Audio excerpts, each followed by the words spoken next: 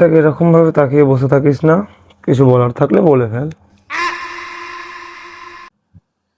তোর সাথে আমার সব বন্ধুত্ব শেষ। তুই একটা কাজ কর, তুই সাবস্ক্রিপশন নিয়ে নে, কোনো ঝামেলাই থাকবে না। এটা নেটফ্লিক্স না, এটা আমার ফিলিংস। প্রত্যেক সপ্তাহে এরকম ফিলিংস কার হয়? এটা ফিলিংস না অন্য কিছু?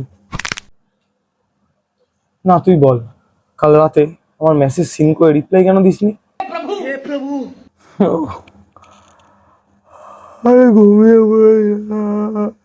আরে ঘুমিয়ে পড়েছিলাম, খুব ঘুম পাচ্ছিল, সরি ভাই। अबे साले। ঘুম আমার থেকে ইম্পর্টেন্ট হয়ে গেল তোর কাছে? বাহ। খুব আর্জেন্ট মেসেজ করেছিলি কালকে, কি করছিস? হ্যাঁ, আমি বোর হচ্ছিলাম। আরে বোর হলে ইউটিউব আছে, ইনস্টা আছে, ফেসবুক আছে, হোয়াটসঅ্যাপ আছে, এত সোশ্যাল মিডিয়া অ্যাপ আছে, তুই আমাকেই পেলি। আমি কি ডিসকভারি? না, আমার এন্টারটেনমেন্ট তুই। তোর বাপ আমাকে কিনে রাখিনি যে সারা দিন তোকে এন্টারটেন করব। ভাই হোস তাই সরি বলছি, চল শেষ কর।